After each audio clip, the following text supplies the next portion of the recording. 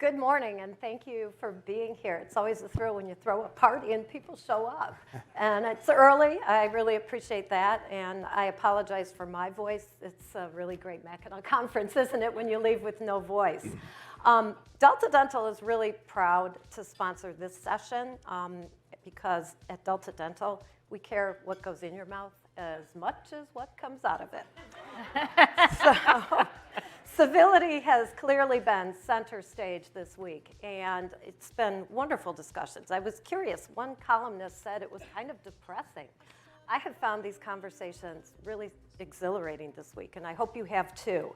One of the better quotes out of the week, Van Jones said, sometimes we get down because we think too much about the awful people and not so much about the awesome people in our midst. And this morning we're going to talk to some really awesome people who are doing really powerful work. This isn't about people who are just talking or writing about civility. This is about people who are doing it and intentionally focusing on it and focusing on the next generation. Because what we do among ourselves is great, but if we're not priming the next generation, we're pretty doomed.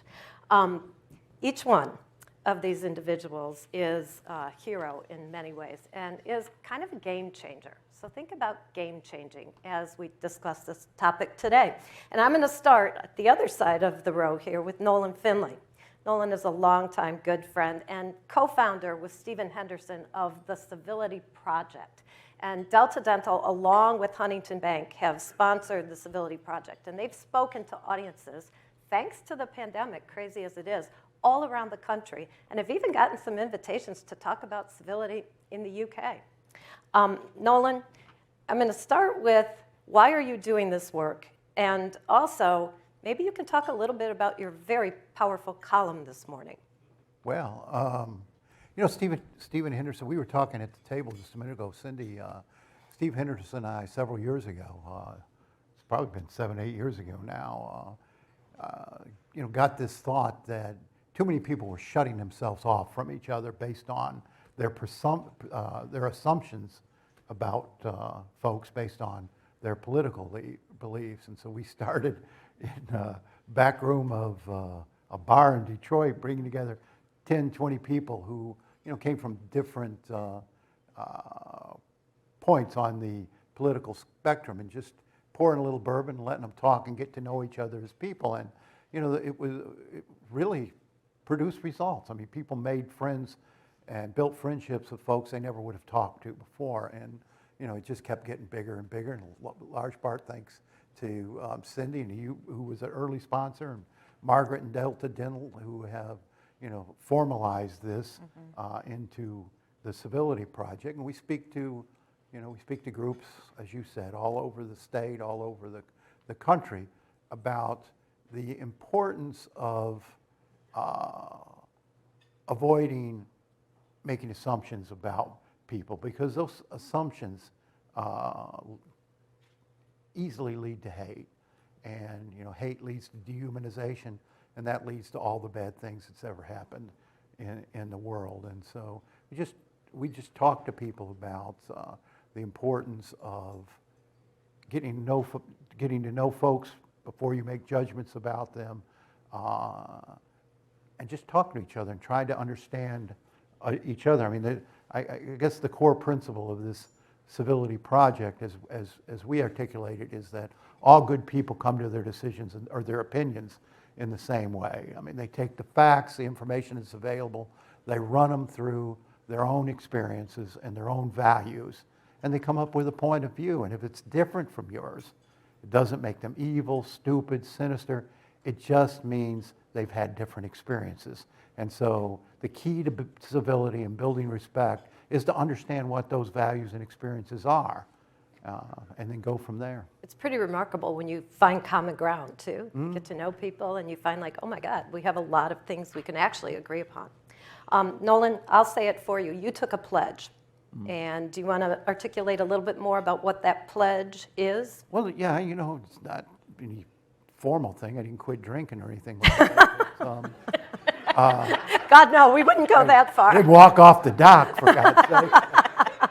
But, we all have to check ourselves. And Steve and I have been talking about civility for quite a while. And, without stopping me, from my case, to check, what I was doing myself and what how my own, conversations were unfolding. Because it's easy to get uncivil, if you will. It's easy to get angry and start taking cheap shots and what have you. And I think, you've got to stop every once in a while and check yourself. Make sure you're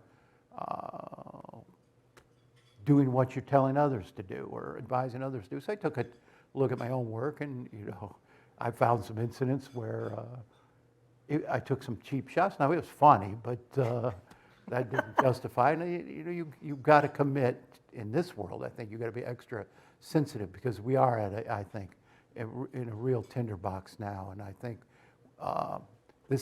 what we're going through, and the incivility and the anger and the hatred, the outright hatred we're hearing every day in our discourse, it's a dangerous thing. And, I'm old enough to I've seen this country go through very divisive times before, but this has a coming apart feel to it, that it just feels like we may be headed to a place where we can't come back together. And I think it's good for us all to take a look at our role in that.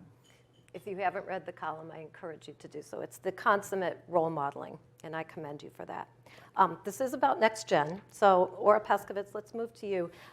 You've said that you'd like Oakland University to be a test case in modeling how to do civility. Talk to us a little bit about what's happening at OU. Sure. Well, and I do see a few other university presidents and leaders here in the audience. And I'd just like to say that I think that our young people are our future. And as you say that, Margaret, the next generation really are the ones that we depend on. And so I do think that as a university president, it is my responsibility to ensure that our young people really do model civility. But before they can model civility, I think it's really important that we educate them on how to do that. And before they can be educated on civility, they have to really understand the issues. Because as Nolan was talking about his own role in civility, and I really was impressed with the article that you wrote today and your own self-reflection on that. One of the things that really concerns me about the divisiveness that we see in society and the polarization and what we see people do in social media is that people argue points without actually even being knowledgeable about the issues. And so one of the things that I think that we have to do in higher education is to actually educate our young people on the issues themselves. And that's one of our responsibilities. So when we think about what people are so vehement about, issues that we're talking about here at the conference, for example, the sessions yesterday were just so outstanding. But we heard our legislators talk about gun control. We heard people talk about the issues in Ukraine, the issues in the Middle East. When we think about what we're fighting about now, the issues, the politics that we have, when we think about the elections that are coming up, when we think about the issues before the Supreme Court, our students need to be able to understand and be educated about the issues before they can have a civil discussion about it. So first we have to educate them about the issues, and then we have to teach them how to address them civilly. And so I believe that it's our responsibility at universities like Oakland to do two things: teach them about the concepts and the issues, and that requires teaching them about fact-based problems, some of the things that came out yesterday about journalism. So that was very interesting to hear journalists discuss that, and then to teach them how to address these things in a civil fashion. Now you have a Center for Civic Engagement, and that's part of your process of educating. But you also have some plans and some visions about where you'd like to take this civility concept. Right. So one of the ways that we teach how to debate things civilly is through our Center for Civic Engagement. And we have a wonderful director for that, Dave Dulio, who's a political scientist. And that Center for Civic Engagement has as its focus to be a convener of conversations. And we try to do what Nolan and Steve do, and that is to bring people with opposing viewpoints to the public and to allow our students to hear how people with different views debate things in a civil fashion. So we've 11th Congressional District for the same seat, debate very aggressively, but with different viewpoints.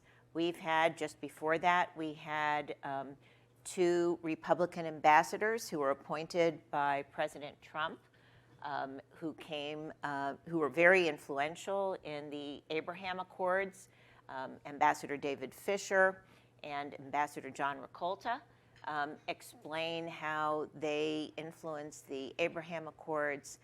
We had Alyssa Slotkin and actually Haley Stevens' opponent talk about how they both agreed and disagreed. So we've had opponents explain their positions. And this is how we teach students to be civil, and it's very important. You give them practice, in other words. We show them how people convene. Do you expect one day to give endorsements or certificates of civility? We're hoping to do that. So, and Nolan, we've talked about this with you. What we'd like to be able to do is to teach students how to debate civilly, and then to give them, with your help actually, you and Steve, once they've been qualified, we'd like to be able to give them certificates of debating civilly. We think that that will really be a way for students to actually graduate regardless of what their views are. But again, it requires them being knowledgeable. And I think that that's going to be a very important qualification for students graduating from universities of higher education. Across all disciplines. Yeah, we don't care what their views are. It does require, by the way, really coming from diverse backgrounds, because diversity is one of the things that we really, really value. Diversity of race, diversity of socioeconomic status, diversity of thought, diversity of geography. There's so many ways that we value and treasure diversity today. Cindy, moving on to you. You run a large business, and one of the hallmarks of S3 has really always been civility. Mm-hmm. You hire great people. I'm sure that's part of it. Mm-hmm. Would a civility endorsement matter? And how have you made S3 such a welcoming place to work? Well, thank you. For us, it starts with how we actually attract our talent and the process in which we screen our talent and interview our talent. And we're not yet a billion-dollar company, but we are in 16 countries and we have thousands of employees. But we still have human contact with every individual that we hire, whether it's to be part of our overhead team or to service a customer. And the ability to do that and make that work in a financial model, that is the first step to driving a team that has the right attributes and characteristics, no matter what their age or their background, to be with you. So it's, doing the right thing, the decisions are usually pretty quick to figure out. It's the execution. And we haven't deviated from that. And we're a technology company, right? But technology is used to store the information on the candidates that we speak with. It's not used to interview them. It's not used to screen their CV. And it's not used to make the selection. So there's still the human touch. And when you have that in place, it's never perfect. There's always room for improvement. But what it does is it ensures that you have individuals with not just the skills, but the morals and the ethics and the ability to communicate as part of your team. And then you have a world that looks like S3. So would a candidate with a diploma that said, I'm endorsed in this skill set, or in a cover letter, we all try to craft our cover letters so the algorithm picks up those key words, would that stand out for you? No, it wouldn't. We tend to have the view that if you have to say it and point it out, it's because it's not inherent to you. Good, It's not good. strong. Let's remember this, Laura. It's not there, no. That's why we talk to people. And we hire thousands of people every year. This is not, but we can also run the numbers from a business standpoint.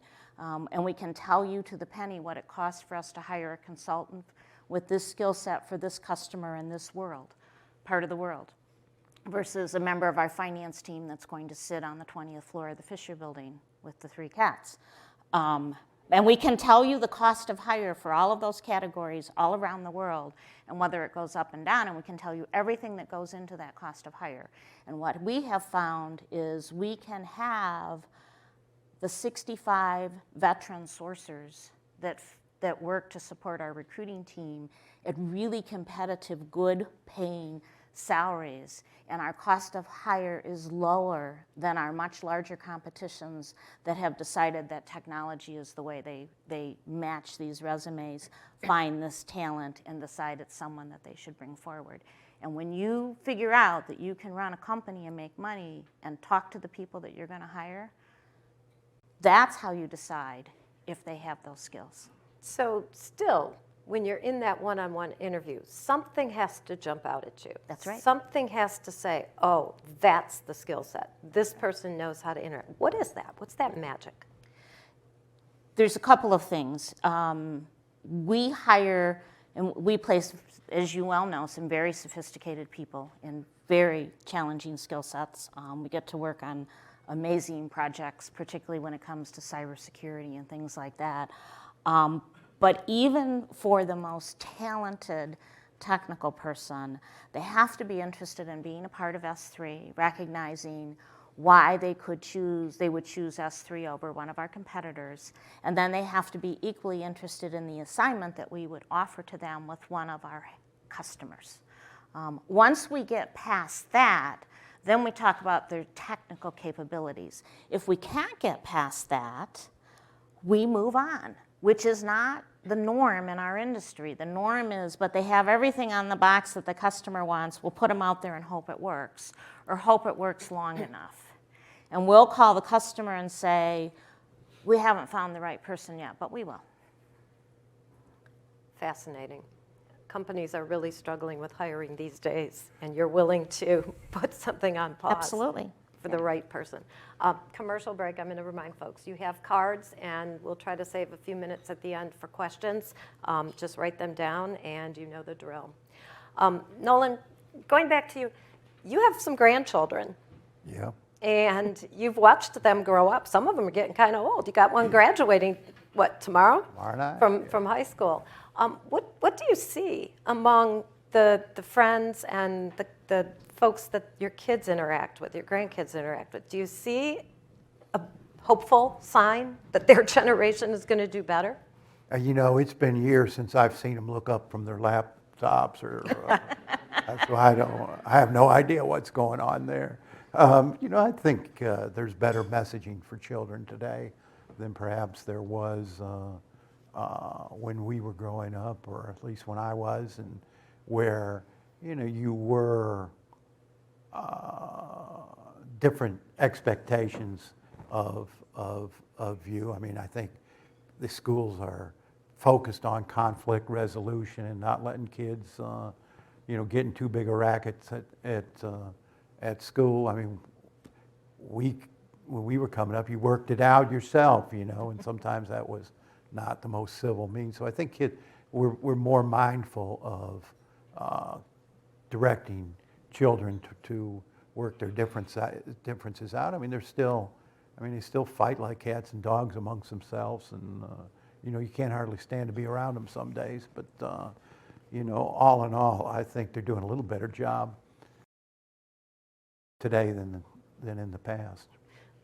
We've talked a bit, I think we've gotten to the core of civility, but maybe paint the nuance between civility and capitulation, and how there are some circumstances where you have to be very strong and even strident in your opinion and your view so that harm doesn't come, and oppression and injustice. So what's the difference, the real nuance? Well, I mean, here's what we say. I mean, anybody who's seen Steve and I interact on the TV or in other public settings know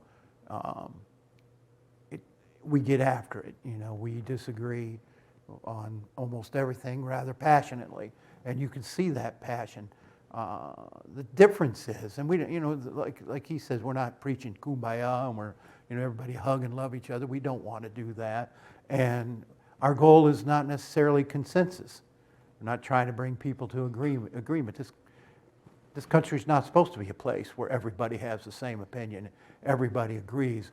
What we're trying to do is get people to go through the exercise, the process it takes to build the respect and the understanding where you can get after it without hating one another. And, you know, we also urge people to harbor a little doubt when they interact with someone who doesn't agree with them. Don't go in there thinking you've got nothing to learn, you're 100% right. And, you know, I'll push back on the stridency comment a bit. I don't think, you know, I think that's part of the problem today. We're so strident, we think we're the only ones who talk to God. And so everybody, you know, you got to understand the other person feels that way as well. And nobody wants to be preached to, nobody wants to be lectured. So go into conversation with honest goals. You know, I want to learn something. I want to check my own opinions. And I'm willing to hear. I'm willing to maybe gain a different perspective. You know, I'm never going to convert him to the right way of thinking. He's a hopeless cause. But, you know, we still manage to have meaningful discussions. And I think we both walk away from with something valuable, you know, something we've gained. And we also know that no matter how tense it gets, and it gets tense, and you think, well, boy, they're about to get it, you know, but it doesn't happen. And we never walk away thinking, well, that's it, not talking to him again. And, you know, I think that's part of the key, too. You got to commit to, you know, working through this on the long term. Don't give up on people.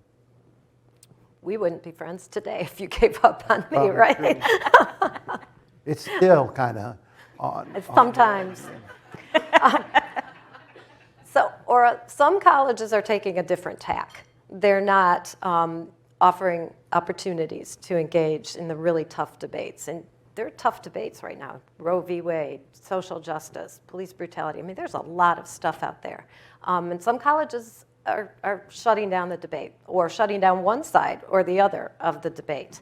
What do you see nationally? And are these times any different really than what we experienced back in the civil rights days? Yeah, well, I'm glad you're asking about the civil rights days because, you know, it does bring me back actually to my own childhood. So I grew up during the civil rights days, and you know, I'm happy to maybe bring up my own background. My mother grew up in Stalinist Russia as a child, and when she was about 6 years old, she grew up under very dire circumstances, and her father was killed by Stalin. And so she had a terrible childhood, and she felt very privileged to come to America. And she was wowed by America, by the freedoms of America, and by democracy. And my father was born in America, and I'll just say that my parents never, I don't think ever, voted the same in an election. And I basically grew up every day with Nolan and Stephen at my dinner table. So that's how I grew up. And it was very civil, but I'm not sure, well, actually, I'm not sure if it was civil, but I heard the debate at my dinner table essentially every night.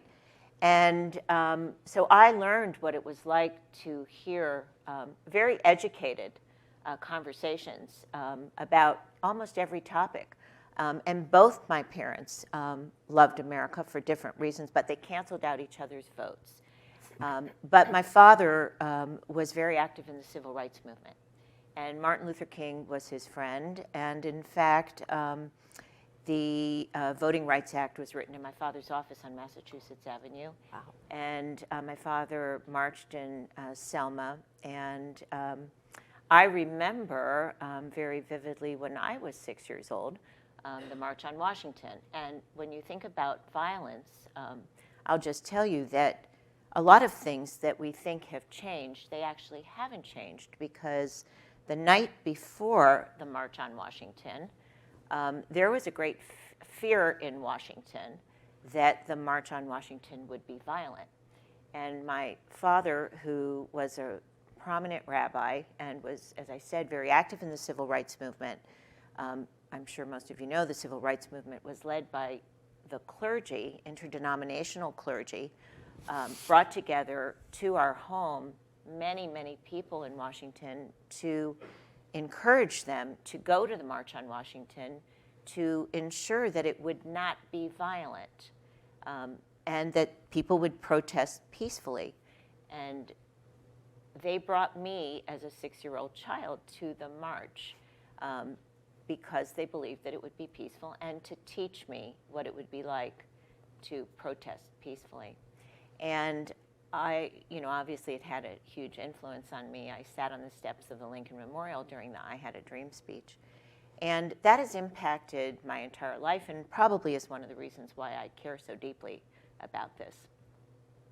But we frequently had people at our dinner table, not just my parents, but prominent people of journalists and clergy and many other people who came from various walks and sectors, debating the issues of the day.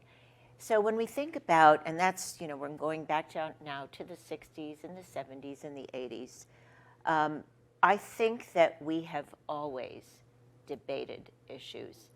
I'm concerned today that what we have done is we've become a little bit less civil about it. And I do think that it is really concerning. I'm also concerned about the increase in the violence that we see, not just in the universities. So, you talked about the difference in the universities. I think we have to be more open to the debate. It's one of the reasons why I really admire what Nolan and Stephen are doing. Because, and that's another reason why I care so much about us doing it at universities. It's why I really liked your first question, and why I'm so passionate about teaching students to do it properly. Because we should have these discussions. We should have differing points of views. We should learn to debate one another.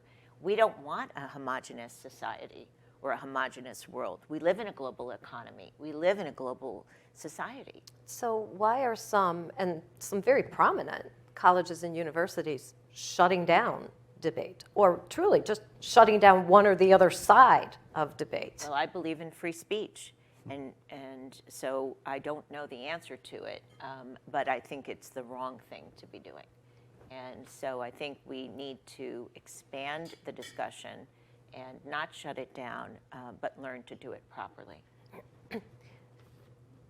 Commercial note, my family fought nose to nose, toes to toes. Good Lithuanians and Ukrainians. And we would just have these combustible holidays, right? Something would erupt and we'd walk away hating each other. And one year I decided, how about we schedule the family argument? At 2 o'clock tomorrow, at 2 o'clock tomorrow around the kitchen island, everybody come and let's have a fight. We never fought again in that same way. We actually, as adult children, started to get to know each other. And I am truly the black sheep, but knowing my siblings, I can love them very differently now and not have to try to change them. And so trying to change people seems to be a real part of this incivility problem. Cindy, you have a wonderful workplace where animals, and I have to go here. I sit on the board of Michigan Humane with Cindy, and it's an extraordinary experience to see the power of animals. There's not just power and heart. There's research about how animals can actually create a more civil, conducive to work environment. Talk to us a little bit about the animals. Thank you, and thank you for your support with Michigan Humane. It's true, in the S3 world, we have 3 floors at the Fisher Building, and the 21st floor and the 20th floor each have their own set of 3 residential rescue cats. It's their home.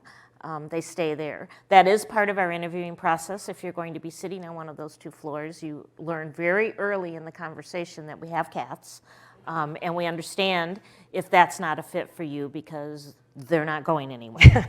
So, but what we have found, and it's a study, it's our own study, and then there's a factual study that Matt Pepper could describe in great detail.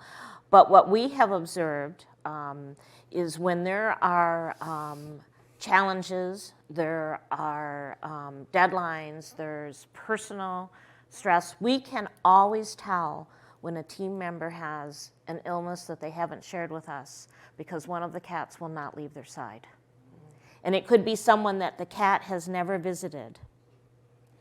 And all of a sudden, they will start being at that person's workstation every single day.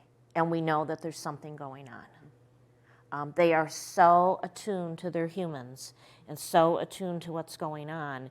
And you can see when someone is in a difficult, challenging situation, you just see this happen when one of the cats comes, gets on their desk, spends some time with them, sleeps with them, gets on their lap, and there's that moment of the stress goes down. There is a living, breathing being that cares about me at this particular moment. Might have 4 paws, 3 paws, but it's right here. So they're very, very intuitive, and they're very much a part of our world, and they're greatly appreciated and greatly valued. And then from a scientific standpoint, as you know, we're doing Keep Families Together and the community outreach, which is a big part of the mission that you're helping me drive with the board. And we have a couple of large healthcare institutions that have done 6-month and year studies where they've actually done blood draws, tested for the chemicals that measure and cause distress, and they have seen they did this just with dogs, they have seen that reduce in the blood levels consistently. So our one of our taglines is when you go to the doctor and they say, you know, it's time for you to have a healthier lifestyle or to make a lifestyle change. We want to reach the point where this has been shared enough that they say, have you thought about adopting a dog or a cat? Can we give them a prescription? Can we give them a prescription? And if you think about veterans that have returned from the war and the value of having a service dog, think about the value that a service dog brings to someone that's on the spectrum. Wow.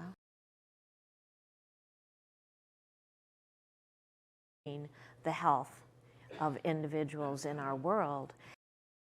And when you improve the health and you lower their stress level, you ultimately lead to the point where you are going to be able to communicate and talk and work together in a much more civil manner.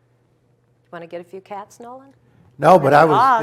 was just thinking here because last time I was over to S3, I think one of those cats jumped in my lap. I'm headed to the doctor. Doesn't work for everybody. You know, Fluff- there's no one size fits all in this Fluffy work. says I'm dying. Well, maybe a dog. Nolan, there have been some good discussions this week about the role of the media. And media has changed since I was a reporter, way back in a different lifetime. And our young people have all kinds of different ways of consuming news and information. Do you have any suggestions, any tips for how we should consume news today, how we should look at it? I mean, Joan said, don't pay any attention to it. Well, that's not realistic. But how do we pay attention to the media without getting a little nuts? Well, I mean, first thing you got to understand is, as you said, media has changed. It's not what it was 20, 30 years ago.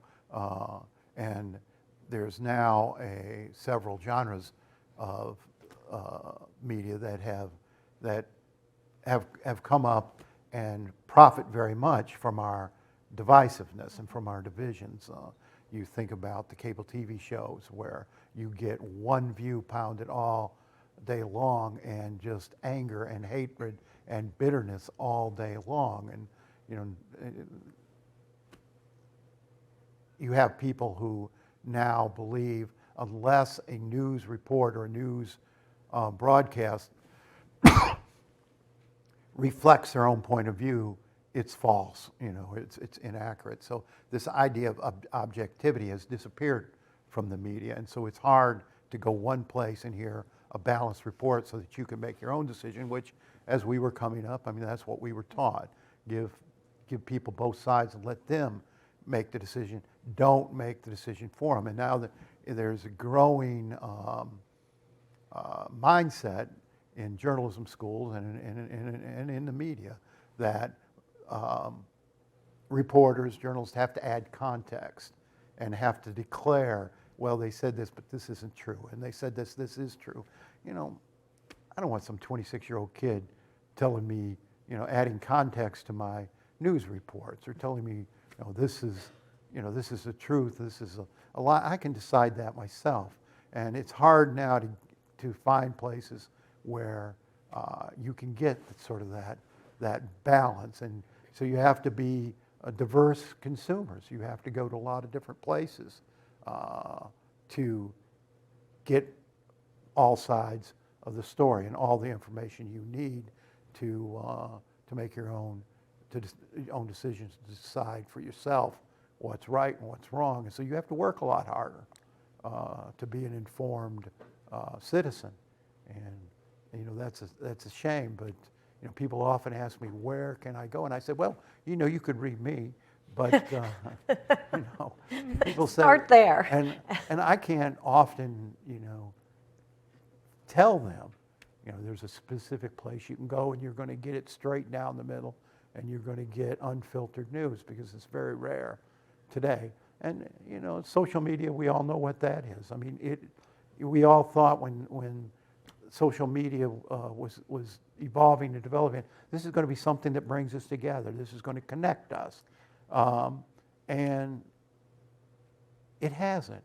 You know, we opened up when Facebook came on, letting people post comments on the bottom of our stories. We thought, well, that'd be a good way for people to have these intellectual discussions, and it turned into be just a cesspool, and we had to stop it, and we had to filter it, because people became so hateful and so vulgar and so inappropriate. And social media rewards incivility. Who gets the most friends, if you will, the most likes?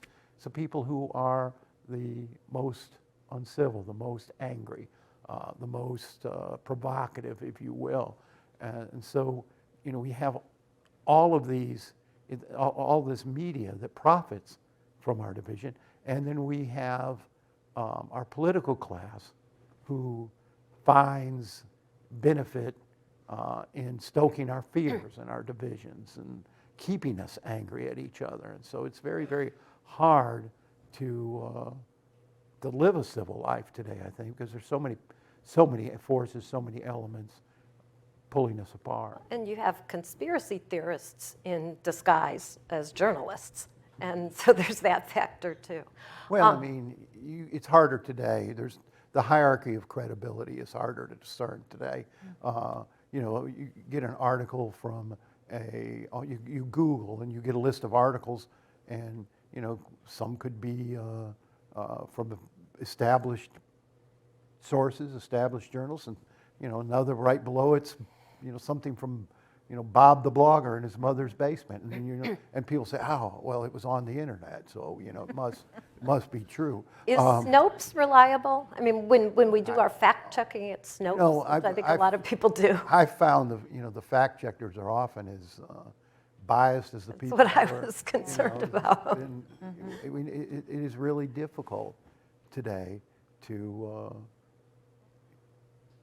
you know, find that sort of unfiltered information you need to make your own choice. I mean, our readers are all smart people. We don't need to lead them, you know, to a conclusion. They can make conclusions.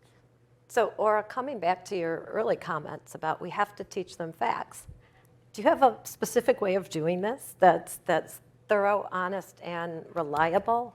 Is there a media literacy course or something like that you have or you would have to help young people figure out how to discern truth from fiction, fake news? Well, we really do work hard on that in our communications courses and journalism, but it's actually become more challenging than it was in the past because there are so many sources now of information, and it is very difficult. And you know, I was thinking about it this morning as I was anticipating our panel, because there are so many issues over the last couple of years that we had this challenging difficulty over. I was thinking about COVID as an example. And over this last couple of years, there was so much misinformation over, what was COVID. And I was thinking about just the challenges that we had at the university and just my own challenges in trying to communicate during the era of COVID. What was COVID? When I was trying to communicate at Oakland, when it was time to communicate the issues about the university that we had to close, and why did we have to close, and why did we have to go online, and then it was time to communicate about testing, and why did we have to do that, and what did people believe, and the challenges that I had over that, and what was truth. And I'm a physician, by the way, and you were talking about cortisol, that was the hormone that you were referring to. And then why did we have to do that, and what was truth, and whether people believed me or not, the sources of truth.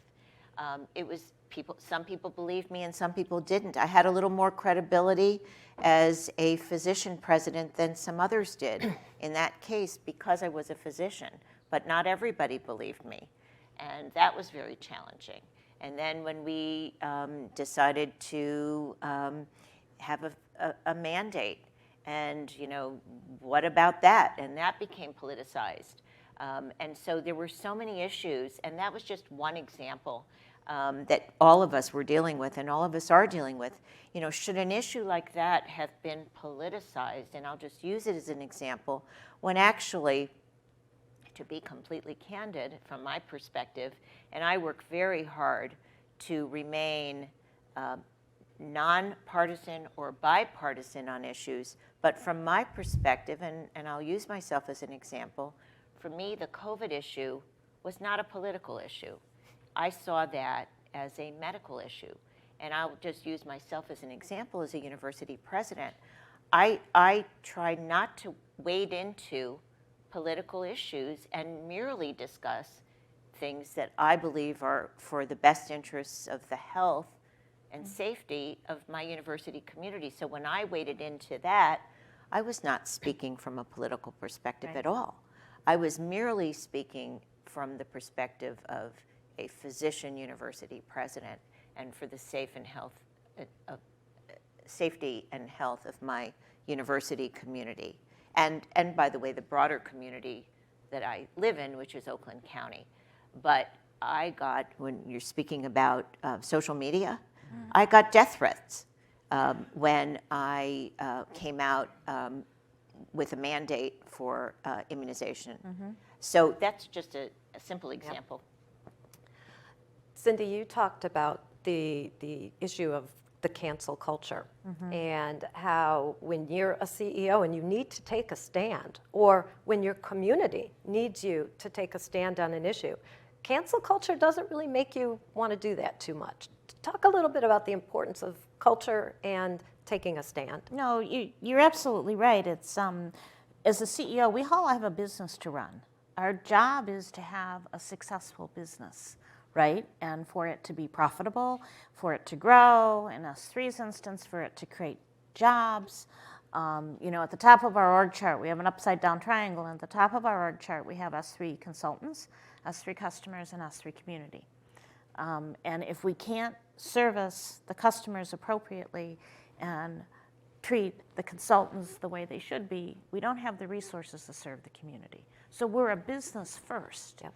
And then there's this outreach to have business should be at the table, and you should have an opinion on this, and you should stand up, and you should talk, and There's a current issue where I've heard from multiple sources, why isn't Pasky's name on this? Why isn't her voice there? And the environment that we're in now, as CEO, my number one job is to make sure that S3 is strong and it's successful and it grows and it does what we're supposed to do as a business and it has the resources then to service our community. So I always have to look through the lens of if I stand up with this opinion, what does the impact of that opinion have on S3? Because my first job, other than as to be a good spouse and a good mom to our own cats and dog, my first job is to be the best CEO I can be. And it is not appropriate for a CEO to put their company at risk. Right. And the employment that they create and the customers that they serve. And the culture that we have now puts your company at risk. Cancel them, don't use that airline, don't buy that product, don't stay at that hotel, don't purchase those sneakers, don't apply to that position. So it's lost that we believe, and we demonstrate this every day, we believe that corporations have an obligation to give back into the communities from which they gather wealth. We have since we started in 1990, and we do that every single day. That we're loyal to.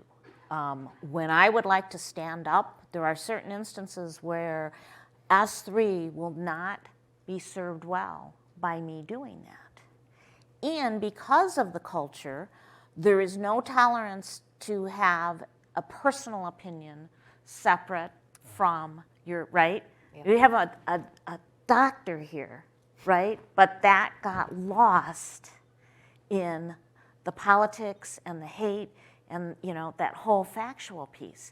And that's unfortunate because businesses and CEOs can drive change. They can and should be able to move elected officials across all parties to make the right decisions for the country, for the state, for the cities that they're in, for the right reasons. But when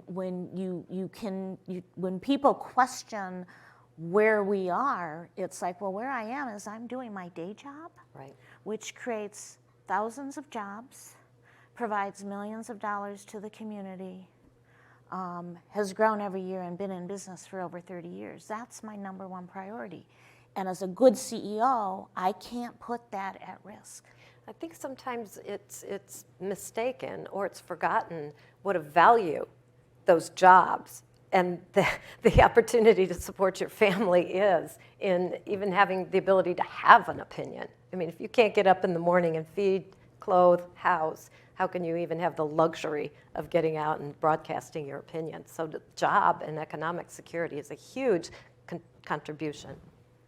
We do have some questions, and I'm gonna ask one quick question of each of you and then move into addressing the questions of the audience. Quickly, are you optimistic that the next generation is gonna do better than what we're seeing today and what our generations have done? Ora? I'm extremely optimistic. I've spent all my time around the young people at our universities, and they are just so wonderful. They're so bright, and they're so enthusiastic. So I have great optimism about the future. Cindy? I believe that there are areas of the world that I'm very optimistic about, and I think there are areas of the world that we choose to look the other way that I am not at all optimistic about, and we need some leadership to address that. I'm hopeful, but I'm also aware that we need to do a lot better job of preserving the foundations and the institutions that have allowed us to live good lives and generations before us to have opportunity. I think we've got to be a little better curators of the world we're passing on, because we're handing them a lot of problems in a lot of different areas, and we've sort of, I think our generation has shirked a lot of responsibilities and passed those on. to our children and grandchildren. Great discussion. Great questions coming from our audience. One in particular that I feel really close to because I used to work in K-12 in a charter district. And oftentimes the debate in the community comes right into the classrooms, right? And people ask us to stop teaching certain things. They ban books and they push in to influence education. And this question to you, Dr. Pescovitz, given your commitment to civility and healthy debate, what do you make of the loud movement to restrict teaching of certain topics in K-12 education, and what advice would you give to K-12 districts in dealing with that? Yeah, well, of course, I shouldn't say of course, you might not know my views, but, you know, I object to censorship, and I feel very concerned about restricting, of course, I don't know what topics I don't know who's asking the question. If you want to identify yourself, I'd be happy to be more specific. But I do object to censorship, and I am concerned about the current trend to trying to restrict certain topics. Some of my own children and grandchildren have been in certain districts where certain topics have been restricted, and it's very concerning to me. So again, I don't favor that at all, and I worry a lot. And one of my children and her husband are just moving from one state to another state because of their concern over what my grandchildren are being taught. Do you have advice to those superintendents and school leaders? It's a really tough position to be in when you're confronted with that. Any advice? Well, you know, it's very difficult. In fact, I did just meet with one of our superintendents who we mentor each other, actually. It's very difficult because, as you know, school boards right now, you know, we talk about who's under stress, and many of us who are in a leadership position, largely because of the incivility that is the topic of our discussion right now, school boards are under attack because of a lot of what's happening in social media. So we're in a very challenging circumstance because, you know, we're damned if we do and we're damned if we don't. But we do have to learn to stand up to a lot of this kind of attack on all of us because it comes from both sides. By the way, you should know that those of us that sit in positions like this, we are attacked from, and I'll just speak for myself, I'm attacked from the left and the right. Mm-hmm. You know, it's equal not, opportunity attack. Yes, I mean, it's not just one side or another. Mm-hmm. So I get regularly attacked on a regular basis from people from both sides. It's not just what you might assume. You know, I mentioned the immunization, so you might assume that it's from the right. But I regularly get attacked from the left as well. So it's equal opportunity attackers. So, you know, it's a very difficult thing. I always say to my own team, we have to have a thick skin and we have to always do the right thing. And that, of course, requires knowing what the right thing is. But you have to have a high moral compass and try to identify what the right thing is and do the right thing. Well, and I think in our work, and I'm sure in all of your organizations, you have missions, visions, core values. And strong set of core values at the heart of your business, at your institution, is a strong guideline. And for those in K-12 facing that, if you've got good core values, you point right back to them. And hopefully in those core values is an understanding that we teach it all. Yeah, and but censorship is certainly not one of those. Right, exactly. And one of the suggestions is that we bring young people to this next time around and actually get some of the youth views. And I know Skillman did that this week, and it was very powerful. And I think that would be like one of my suggestions to the chamber. Let's make that doable. It's hard to bring kids out of school up to Mackinac for a week like this, but I think it would be really, really great to get some students from campuses and engage them in the dialogue. One further question about the role that social media plays in the civility dialogue. One thing I'm going to suggest from personal aha, as a parent of two really challenging kids, 26 and 19, if I had it to do over again, lots of parents feel really pressured to get your kid a cell phone earlier and earlier. Like 4th graders are walking around with cell phones. You get your child a cell phone when you need them to have that cell phone. But guess what? They still sell flip phones. You don't have to give them a smartphone and open up that whole world to children who aren't ready emotionally to navigate it and who get sucked into terrible, terrible rat holes at a very early age. But what more can we say about social media? The pros and the cons, because as many problems as it causes, maybe it could help us solve some of these same problems. Nolan? Well, that's the hope, I guess.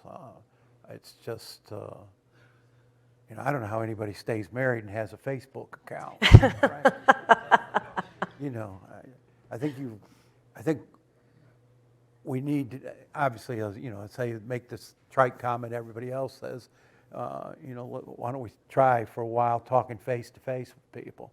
And we get that question often when we're doing civility sessions, and our advice is don't have difficult conversations over social media, over Facebook or whatever, even email, because the opportunity for misinterpretation through an electronic conversation is so much greater than a face-to-face conversation. And so if you're going to try to have a meaningful conversation or a difficult conversation, do it face-to-face. I wouldn't even do it over the telephone. Right. Sit across from the person you're talking with, and let's try interacting for a little bit. You can still talk to people. Imagine. And I get a little frustrated with some of my younger employees who, always got something they need or want. It's always a text or, I'm like, call me. Call me. Remote work has not made this better. Oh, no. We've all had workers dispersed, and we're trying to figure out, how we bring them back, what's the hybrid that's going to work for the future. It can't have made civility easier or better in the workplace, right? No, it can't, and I was talking earlier this morning, it's, what do they say, it takes like 7 weeks to create a habit, 7 weeks of the same pattern. So basically we had people at home, in some instances 2 years, in the S3 world, like a year and a month. But they created a habit. They created a different way of viewing how they work, how their work fit around their day. That adjustment was made. And so we can't undo that habit in a month. Right?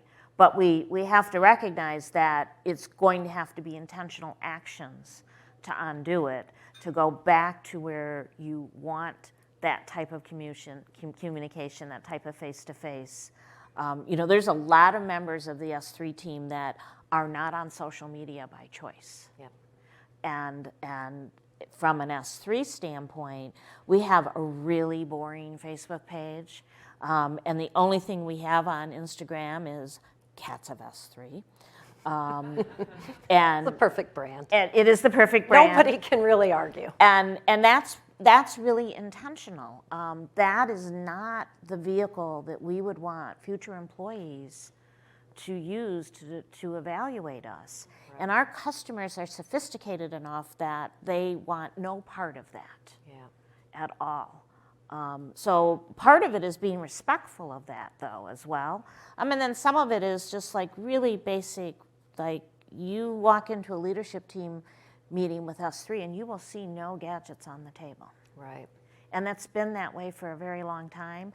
TikTok, for security reasons, is not allowed on any gadget that anyone, including the thousands of consultants, has access to us or our customers. And it's not that it doesn't have a purpose or a meaning, but it's just not allowed. But then I think the thing that when we talk about social media is a business. There are stockholders. there are CEOs, there are people that buy ads and spend millions to do that. Facebook users don't support Facebook. Right. So if we really believe social media has done harm and is doing harm, then you need to go to the boards. To the boards. And you need to go to how that stock is valued. Because I tell you what, if stocks started dropping, because there was a movement that says you need to change how this works, or we're no longer going to invest in you, what would they do? Maybe change. They would change how it There you works. go. Good note to end on. Now, of course, this session can be found on LinkedIn, Twitter, Facebook, and